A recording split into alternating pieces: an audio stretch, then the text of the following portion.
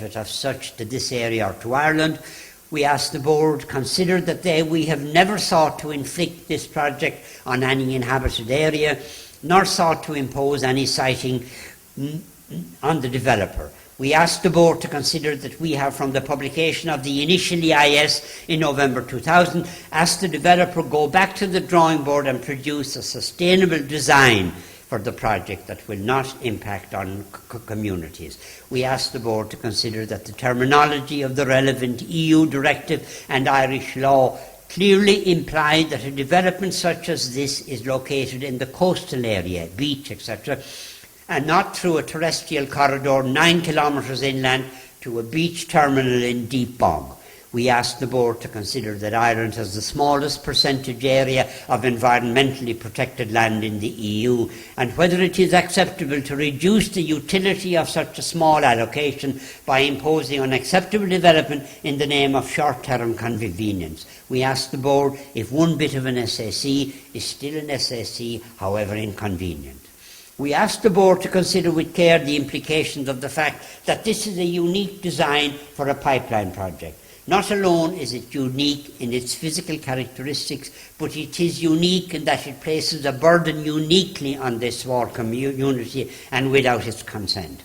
Aware that the board must deal with the regulatory environment with which it is presented, we nevertheless ask it to take into consideration the reality when dealing with proper planning and development in this area.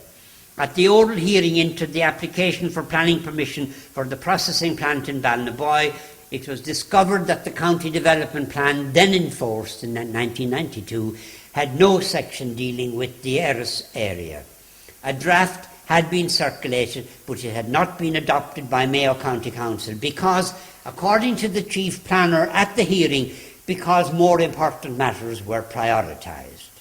We ask the board to note the contrast between this implemented attitude towards the proper planning and development of this area and the meticulous insertion in the present plan of the detailed requirements of Shell for exploiting the CORRIB field with a specificity rare in such documents. We ask the board also to carefully consider the generalities of the county development plan, a model of correct planning for a sustainable future with the reality as it is applied to this area and community.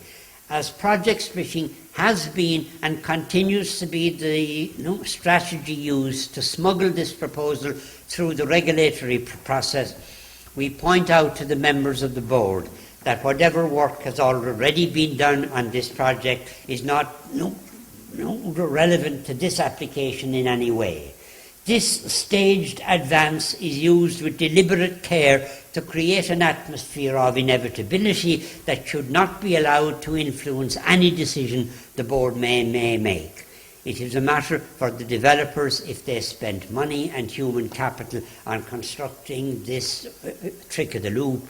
One hopes the board will reject this primitive psychological weapon. We do not consent to this ill-considered and needlessly dangerous proposal. Thank you, Mr. Nolan.